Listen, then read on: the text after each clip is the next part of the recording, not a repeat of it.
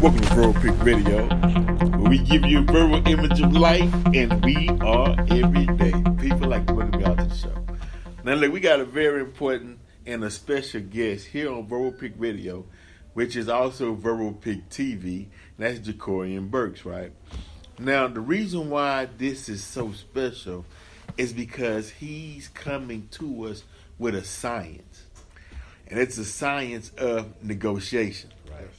As he calls it, a true negotiation Bible, right? And this is Finesse. Brother Jahcorrian Burkes, welcome to the show. Oh, thank you for having me, Brother And thank you for your works, right? Yes. Simply because we don't know the art and the science of negotiation. When I say we don't know, I'm not saying that all of us in general, but a lot of us haven't been introduced to this science, right? Mm-hmm. And no matter what you do in life, you're negotiating whether you know it or not, right? Yes.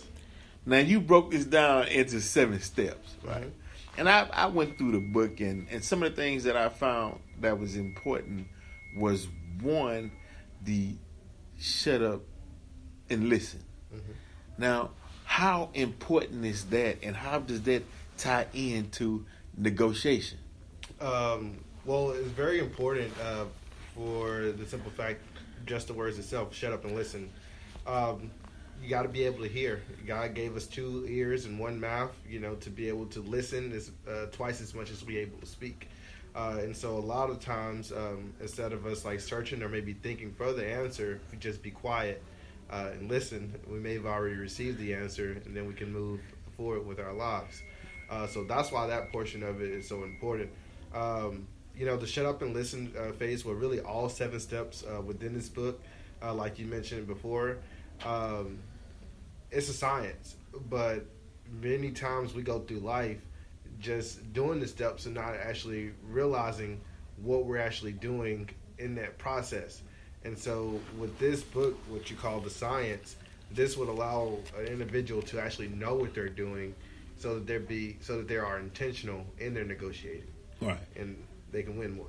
Right, and it doesn't matter the educational background. Oh, no, it doesn't matter at all. With this book, if you read this book, you can come out of it, and whether you're negotiating a car sales or a home, which we'll get into that, or whatever it may be, you can take the knowledge of this book and use it to the best of your ability to gain what you're trying to get out of negotiation tactics, right? Definitely. Because negotiation, that goes back, it's timeless. Mm-hmm. People have been negotiating for hundreds of years. Yes. Right. Yes, definitely. Mm-hmm. And so, like, to pick back up, like when you say the importance of shut up and listen, like based off just history itself, when you shut up and listen, you're able to hear the words and understand it with a better understanding, so then you can maneuver around the conversation how you would like to. Correct. Exactly. Now, another thing I like also is that the book is the book is for today's time. Yes. It's not a big read. Mm-hmm. You can grab this book and gather information and knowledge and move on about your day. Oh, yes, definitely. And use it. That was my whole sole focus of this book, Finesse, and my other book as well that I have coming out here pretty soon. I wanted to make sure that the audience that's grabbing the book is able to sit down and read it within one setting and really understand the information that's inside of the book. That way they can apply it right then. We're sitting inside of a library right now. Right. And as we can see that, a lot of these books are a lot thicker than my book. Right. But for an individual to sit down and read it, they may have to do it in many sessions. But then by the time that they finish with the book, it's hard for them to apply that knowledge that they received from the book, because it's already days have passed, time has passed, and to where that kind of energy has died down. But with this book, Finesse, it being under 50 pages, a person can read it and just dial in and use the information to succeed. Right. Well, my thing is that I'm always on the go, so I need something I can put in my pocket, read. You know what I'm saying, while I'm traveling. Yes, You know what I mean. If I'm walking, if I'm sitting in the park or whatever, I can grab and get this information and utilize this information. Well, also majority of the reading that we do today is all on our phones, iPads, and computers now. Anyway, and so it's like you're not reading a 300-page document on your phone or your Right. tablet. Right. You want to be able to read if you're on social media, which is like leading the world today as far as marketing and business and sales. You just want to be able to read the post and then keep going and keep going on about your life, not something that's going to take up your whole day. And so that's what Finesse is really catered to, solving that issue as well, to get people to read, but to have them not sitting at home stuck to a couch, for all day. They can read and they can go out and enjoy life. Right, take it with you. Now, how is appearance? Because I saw you mention that in the book too. How does that play into negotiation? Appearance is a big factor, especially like I just mentioned, social media today, and even before social media started, appearance was a huge factor. That has the ability to really take control of a room, or to have a person be submissive inside of a room as well in negotiating. And one of the rules that you do find, or underlying rule that you find in the book, is that you want to maintain control inside of a negotiation. Okay. Because if you, at any point that you lose control of it, then you're not really certain about the close of the sale. Okay, right. Mm-hmm. So, say for instance, I have a home that I want to sell, right? Yes. And say that the home may be above market price. Okay. Right. I'm trying to get all I can out the deal, right? And I'm selling, and you come and you approach me and you interested in a home. How would you start off as far as not maneuvering it towards your side to get closer to the figures you may have in your head that you think that the home is worth? I guess you probably looked at the comps and whatnot in the area, but how do you approach that person with a lower price without upsetting the person or causing any kind of confusion or whatnot? Well, so in order to do that, you want to ask questions, and you want to ask questions to try to figure out what exactly, like, let's say if you're selling the house or you're selling the property and you price the property over the market price. So my key objective then is to figure out, what do you want? Right. Obviously, it's not the money, because the money is going to come and go, just like any other transaction that you're going to be into. So it's something that you're going to utilize that money for. So if I can figure out what you're going to be utilizing that money for, and I can position a way for you to get that with me getting the property at the same time for the price that I want, then that's what I'll approach you with. So we helping each other. Exactly. You gonna help me help myself. Exactly. And we both win.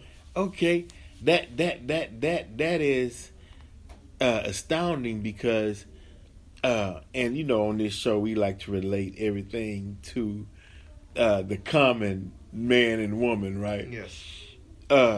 We want to take that practice into unifying in a sense to where no matter the race, creed, or color, we can sit down and negotiate based on a principle.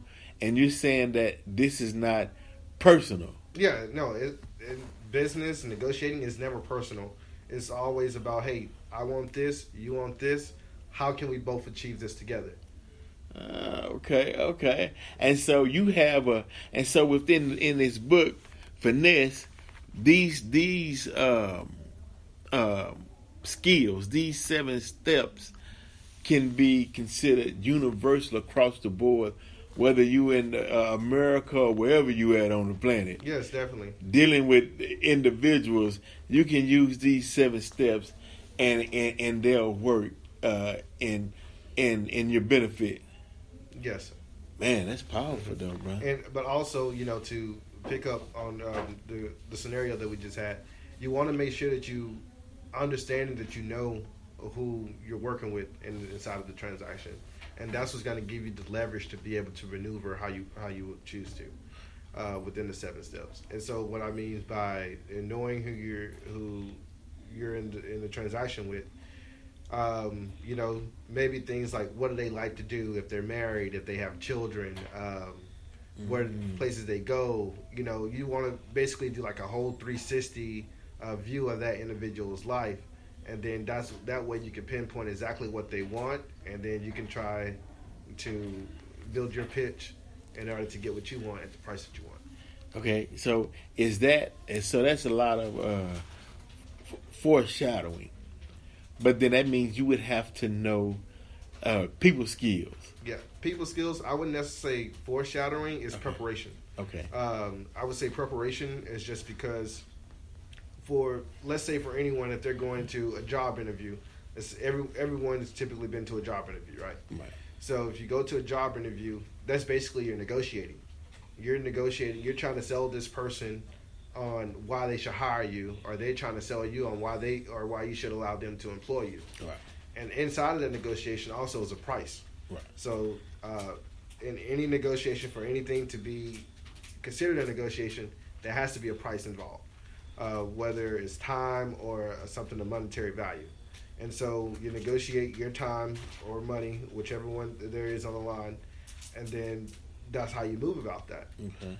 But let's say as far as if a person did their research before they went to that job interview, now that person that's interviewing them, they can't just say, hey, I'm going to offer you this price for this job. If that person already knows that, hey, I can go to another company that does the same type of work that you do, and they're paying this. Mm-hmm. And so now you know what the competitors are offering, and so now you can negotiate what you want. Or you can say, well, hey, I know they have these type of benefits, or is that something that you offer here, or what can we maybe move around so that the benefits are still comparable to what the competitors are offering. Again, you have to know who you're dealing with and their competitors as well. You basically want to know a whole 360 about them in order to get what you want to negotiate. Okay, so if you sleep, I mean, you missing out on a lot. Oh yeah. Meaning that if you just walk into a negotiating situation and you haven't viewed values of something similar in that area, house per se, then they can put any number on the table if you don't have nothing to compare it to. Exactly. And so they wouldn't know you don't know. Mm-hmm. And so we actually see that in every profession in America, from the justice system, whether there's a defendant who doesn't know, the crime that he committed, and he doesn't know how it's that particular defendant, right? And they don't know, so exactly. The judge just won that negotiation, right? And everything else. Wow, excellent.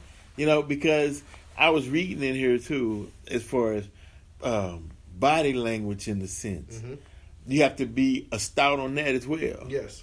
Mm-hmm. Wow. So body language pretty much tells you, and this is another part of the shut up and listen. Right. Listening is not just by the ears. Mm-hmm. Listening comes by the eyes, smell, and sense of feeling as well. Right. And so you can kind of tell how a person is feeling by their words, and also, with their body movement as well. Right. If a person is leaning forward, you can kind of tell, okay, well, this person is really interested in what I'm saying, so I need to dive deeper. If this person is leaning back, then, okay, maybe I need to transition on to the next part of the conversation. Okay. If this person is moving hands or something like that, that person is, nervous. And so I need to kind of go deeper into what I'm talking about to kind of alleviate some of that nervous or that stress. Right. Or just, pause the conversation and ask them what's going on. Just because in negotiating, you never want to be talking and the person not listening to you. Okay. You always want to do everything with a purpose. Now, how can you tell if the person is engaged as far as listening or whatnot? Is it by they're following up with questions on what you said, or so they may either follow up with questions on what you said, or you can read it by body language. They'll either do a head nod, or they'll look into your eyes, to basically to make you aware that they're listening, they're following you, mm-hmm. What you're saying. And so those are ways, that you can indicate it without actually having verbal, mm-hmm. or it may just be, simple, like let's say if we are talking about something and we shake hands, that's an agreement as well. And many people, still move past that. In the game of sales is really, if you want to be successful, you got to kind of like assume the sale. Okay. So it's like if we shake hands, if we're talking about we're negotiating and we shake hands on an agreement, then I need to go ahead and move forward with whatever we talked about. Right, because time is of the essence. Exactly. Okay. Because if I deliver it to you in enough time, then you don't even have time to change your mind. Right. Now on this portion of the show, right, is for black people in general, right? Yes. Because we went over 300 years without the ability to read or write because it was against the law, right? But yet at the same time, in a capitalistic society, negotiation was still being done all around us, right? And so we were trying to pick up on this art, and a lot of times we were behind the 300 years. I mean, they had a 300-year jump on us, right? Yes. And so in today's time, shows like this is meant to prepare us for the future and the future generations on how important it is to negotiate in anything you do, because the old saying is don't accept no wooden nickels, right? Yeah. You know what I mean? But if you don't know any better, you'll get played left and right. They will slaughter you in this game. You know what I mean? And so, when people like yourself come on the show to share that knowledge and take time to put it in a book, because we know the old saying, if you want to keep anything away from black folks, put it in the book. They not going to get it. And so that adds to, as far as like from my perception of things, that's the reason why there's so far of a gap between the knowledge of our constituents and us as well, because like you said, for 300 years we didn't know how to read or write, and so they had that upper hand on us, and so they were able to write books, pass them down to the next generation for the next generation to read, pass it down to the next generation for the next generation to read. Right now, even the knowledge that majority of our black scholars have, it comes from our counterparts' teachings in their writings. Right. And so if more of us can express our knowledge inside of a book and pass it down to our generations as well, we can close that gap. Well, yeah, because I can read this book, and it's like it's speaking to me from the way it was written, even though I know it'll speak to anybody, any race across the board. But it's like, yeah, okay, I understand. It's put in a manner to which, yeah, okay, I can understand that. Yeah, and it's direct. Like there's no extra words or anything like that. Just trying to fill it up to make extra pages. Right. I'm giving you just straight meat. Yeah, straight meat. Go get it. Go get it. Right, definitely. I mean, man, this is it. When you dealing in a capitalistic society where when the market sometimes is up and it's down, and you got prices rising, and saying, and the amount of money you dealing with per year or per month or paycheck to paycheck, by negotiating, you can save yourself some money. Oh yeah. Everything is up for negotiation. They say you want to get that sale, but we were taught to, just accept it, just take it. Meaning, you make this, or you when you read this book, the person that reads the book will almost treat it in a game in a sense where you would want to go in that store and test your skills. You looking at this price, right, and there's $100 on the price. Man, let me try to get this down to $85. Put that other $15 in the gas tank. Yeah. You know what I mean? Hey, man, I see this shirt $85, and they got one, cross $100. They got one that's $85. I'll give you $87 for it. That's a sale. They got the power. It does. Because we don't understand markup. Yeah, we don't understand the markup, and then we also don't understand the power that mentions in the book, the power of walking away. Come on. If you're able to walk away, let's say you give me a price of $100 for an item, and I don't feel like it's worth $100. Well, if I walk away from that, I'm pretty sure I can go down the street to someone else who's selling that same product for another price. That's right. We have to remember, and I think this is something that we forget in the sale, is that we always say that there's nothing new under the sun. Right. Well, if there's nothing new under the sun, you don't have to get it from one person. There's plenty of people that you can get it from. Right. You just have to make sure that it's in line with what you want. Right. True. Well, because, man, look, dude.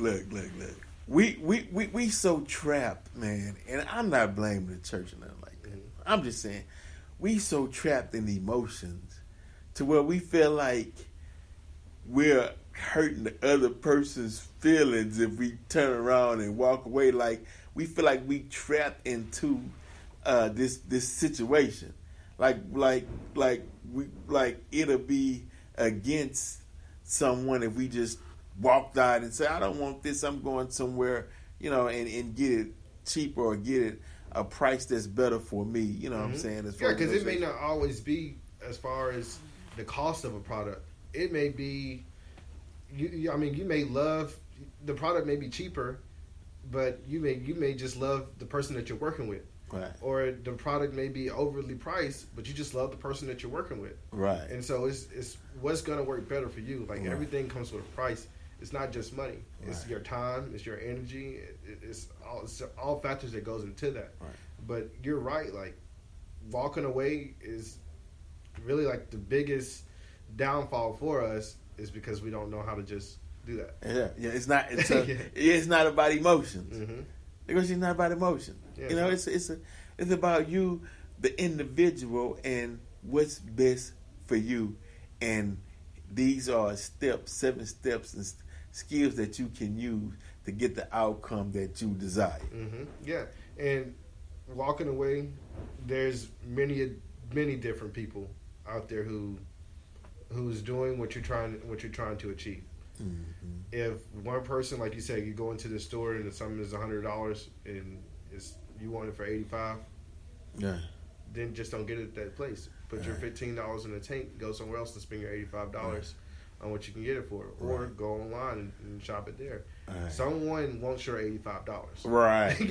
Right. And so we shouldn't feel bad whether it's a family member, friend, co-worker, or somebody and they're like, come on, spend with me, man. I thought we was partners. How you gonna take your money somewhere else and so and so? Mm-hmm. And it's like, no, this is an art. This is something that can benefit me. Why should I lose out when I can get it the same thing down the street? Now when I can't get it at that point, and you're the only person I can get it from, man, now I have to pay that price. Right, because you can now look, whether it be storms or the freeze we just had, folks would jack up their price knowing that they're the only one got it, and you forced to pay it. Yeah, you forced to pay it. What you gonna? Because you need it. Yeah, you need it then. Right. But then at that point, now it's time to think about how you can put yourself in a position to create a need for someone else. Come on, bro. Supply and demand. Mm-hmm. Supply and demand, right? This is negotiation class 101 with Jahcorrian Burkes, right? Who took the time out and to give us a service to share his knowledge, because it will only strengthen the community. Oh yeah, definitely. And us as a people. Mm-hmm. I mean, these are arts and sciences that that's been lost. Yeah. And that we need, because more of us are getting into business, and more of us are, whether it be stock market or whether it be real estate, and this is a tool that's needed overall. Yeah, and you got like you said, we're making more money than ever now. You want to be able to know how to keep that money, and the way that you know how to keep that money is through negotiating. Everything counts. Everything counts. What does it say? A penny earned is a penny gained. Come on. A penny saved is a penny gained. So gain it. Yeah, gain what you can gain. Yeah, we in this thing, right? And that's why I alluded to the point earlier on feeling bad or don't feel bad about negotiation. Don't get emotional and let it play on your heartstrings and thinking that you might lose a friend if you go somewhere else and because you're negotiating. I mean, we got to understand the terms of free market. Yeah. Bartering, sales, and and how it's established. A good is just a good, goods and services, and it's right there. I mean, hell, this wood table is a wood table. It can't talk back to me. Yeah, it can't. You know what I mean? And how many people make this wood table? Right. How many trees out there can be made out of this wood table? I mean, you know what I mean? Come one on. person not making this wood table. Right. So there's plenty of ways that you can negotiate for this. That's right. Yeah. So now let me ask you this. So say this is your wood table, right? Mm-hmm. Say you want $50 for this wood table, right? And I'm like, oh man, this table reminds me of the table that was in my home when I was growing up, right? Mm-hmm. And I haven't been able to find one like this. I know you want 50, but for me and my family, let me have it for 35. Why? Because because it reminds me of my childhood. Well, I will tell you that this table is $50, and the reason why you would want to pay $50 for it is because the exclusivity of this table. You just said you haven't been able to find a table like this, right? Right. And since your childhood. Right. Now, this table here is more than just a table. This is also brings back memories for you as well. Right. So now it's not just worth $35. It's actually probably worth $100 to you. So just give me $50 for it, and you can have it today. There you go. Come on, you gotta have. This is important for the future. Yes. I mean, in the times that we are living in right now, negotiation is very important in our future. Yes. We got to get on the ball, y'all. I mean, definitely.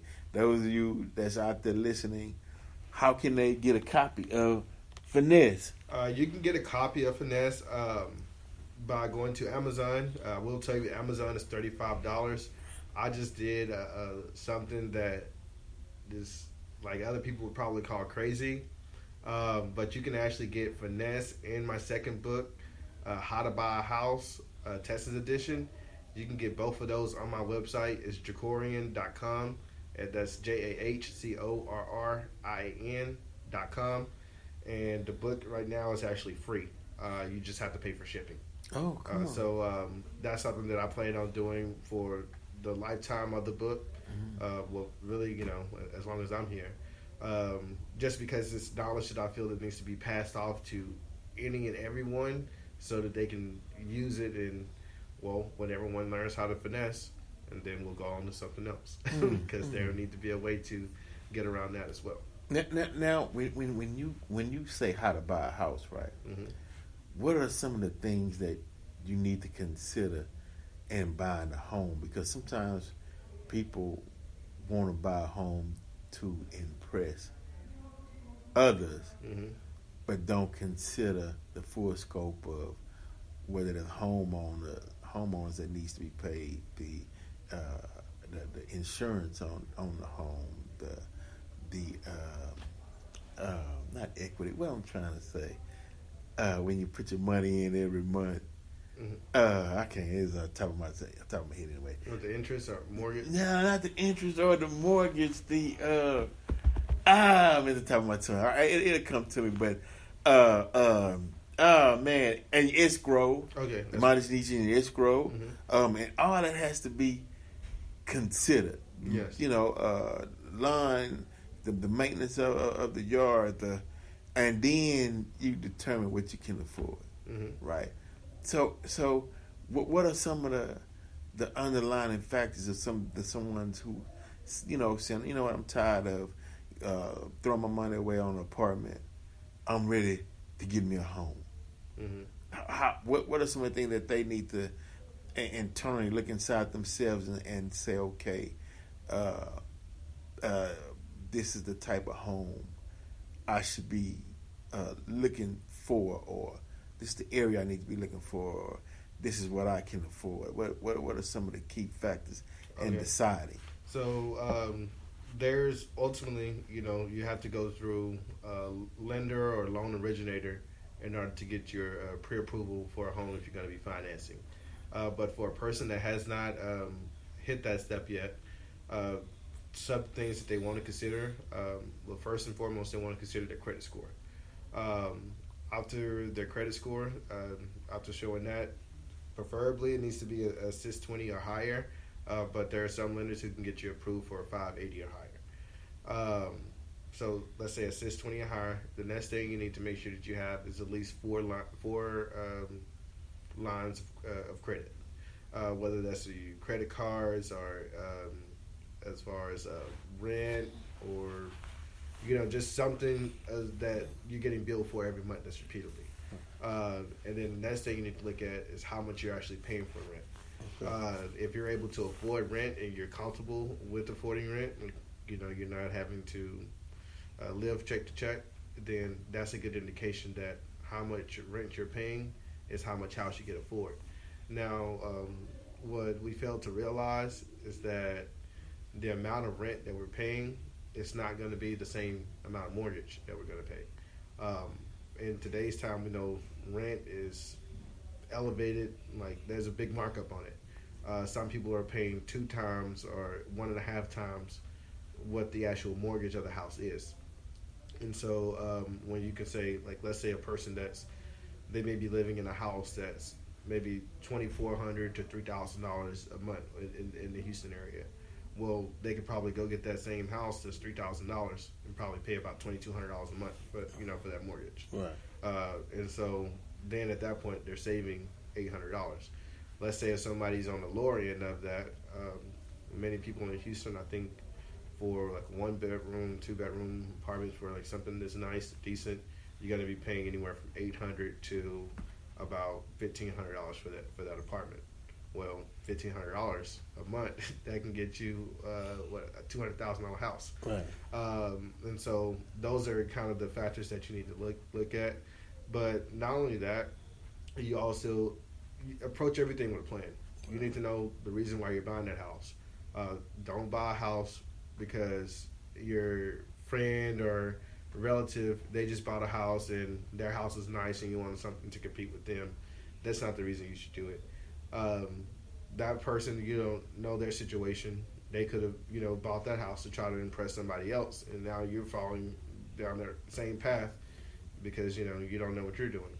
Other factors that you should possibly look at when purchasing a house, like I said, approaching with a plan, but knowing what you want to purchase the house for. Is it going to be for a home for you to live in? Is it going to be an investment property?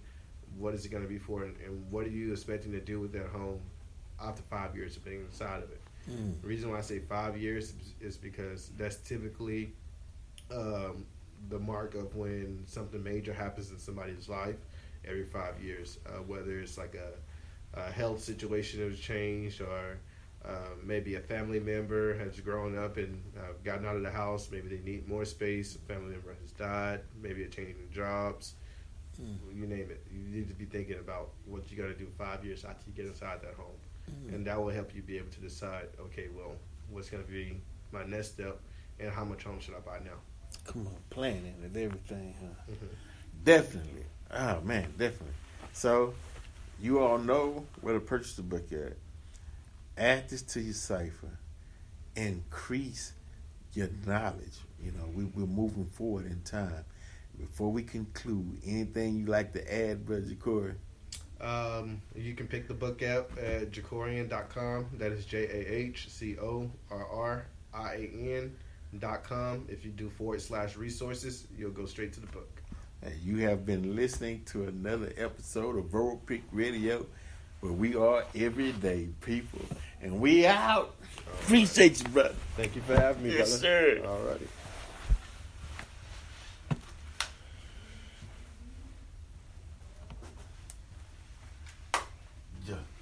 Now, I got 2 sounds, so Okay. anything that was heard, we're going to get that out. Okay.